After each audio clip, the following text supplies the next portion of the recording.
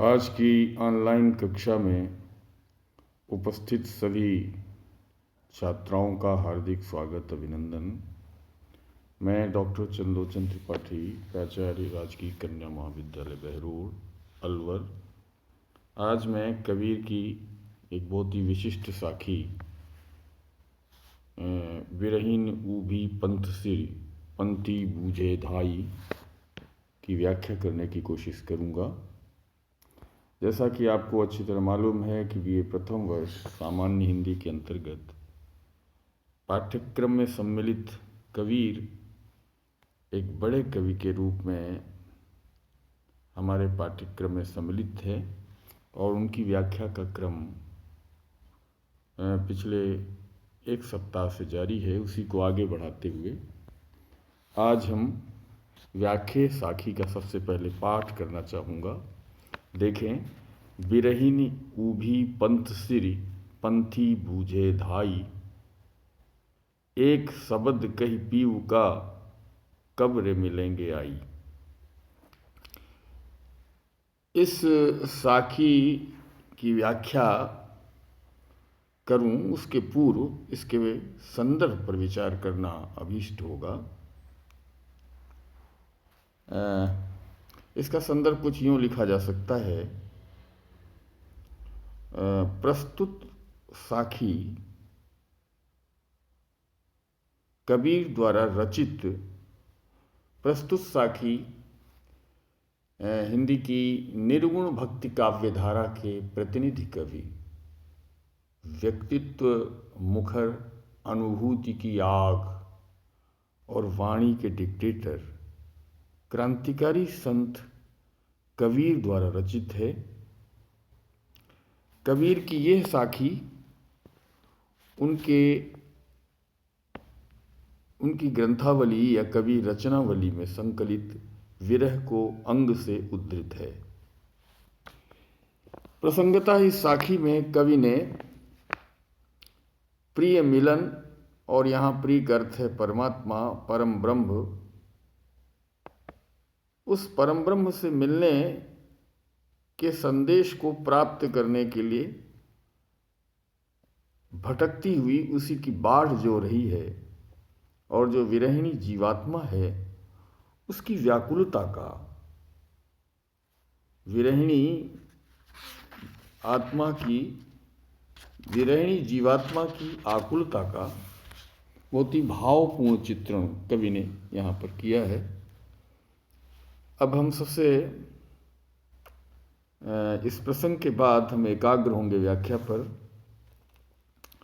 कबीर कहना चाहते हैं कि जीवात्मा रूपी विरहिणी रास्ते पर खड़ी है।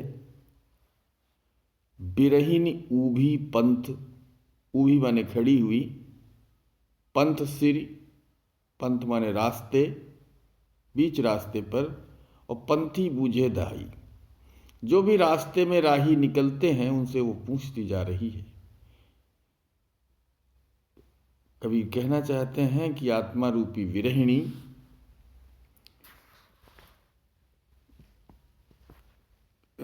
जीवात्मा रूपी विरहिणी रास्ते में खड़ी है। वो हर गुजरने वाले पथिक से प्रियतम का हालचाल पूछना चाहती है, या हर रास्ते से गुजरने वाले हर पथिक से अपने परमात्मा रूपी ब्रह्म रूपी प्रियतम का हाल पूछती है। वो कहती है, क्या पंथी बूझे धाई, एक शब्द कही पीऊ का।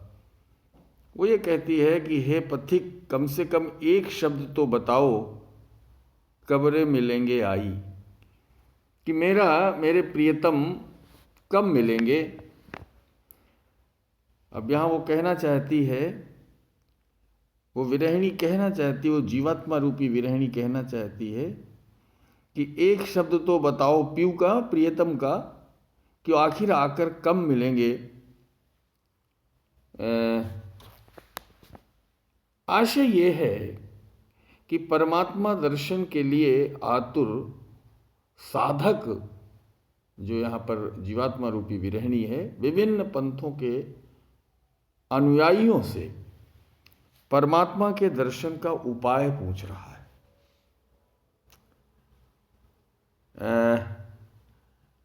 इस साखी में वस्तुतः पंथ जीवन पथ का सूचक है।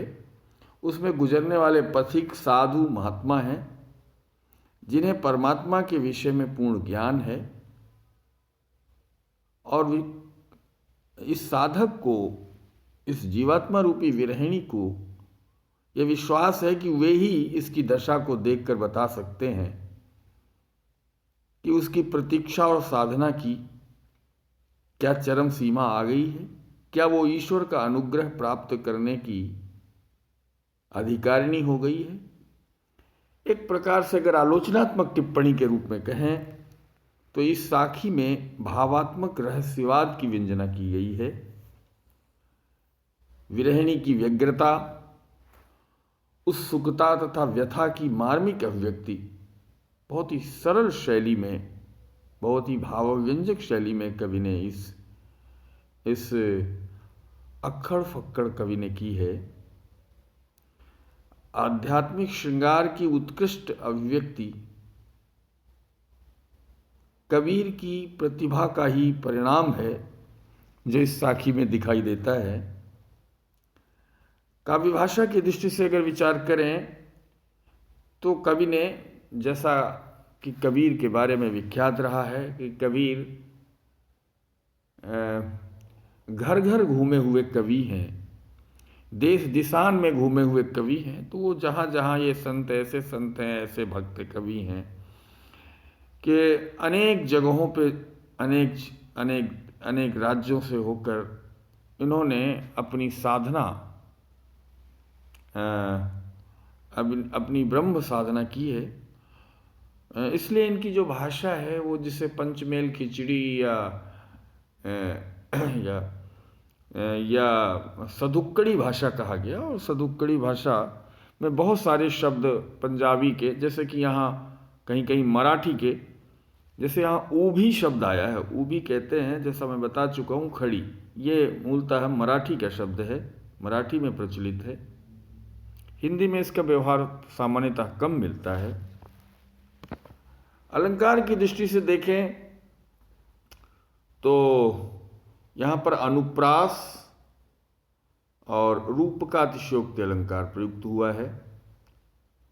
विरहिणी ऊभी पंथ सिर, क्योंकि यहाँ विरही जो है ये आरोप है किस पर? जीवात्मा रूपी विरहिणी। और यह आत्मा रूपी विरहिणी रास्ते पर खड़ी है। पंथी बूझे धाई, और ये जो पीयू है ये परमात्मा रूपी प्रिय है, ब्रह्म रूपी प्रिय है, राम रूपी प्रिय है, जिससे मिलन की वो प्रतीक्षा कर रही है। अंत कहा जा सकता है कि कबीर की ये साखी विरह को अंग, जीवात्मा या साधक की विरह भावना को व्यक्त करती, भावात्मक रहस्यवाद को व्यंजित करती एक विशिष्ट साखी बन पड़ी है। मैं समझता हूँ कि आज के इस व्याख्यान से कबीर की साखियों को इसी तरह और बेहतर ढंग से समझते रहेंगे, बेहतर ढंग से पढ़ते रहेंगे। और इस क्रम को हम अभी कुछ दिन और आगे बढ़ाएंगे। आज आप सब ने इस व्याख्यान को पूरे धैर्य और मनोयोग के साथ सुना। इस सब के लिए बहुत बहुत धन्यवाद।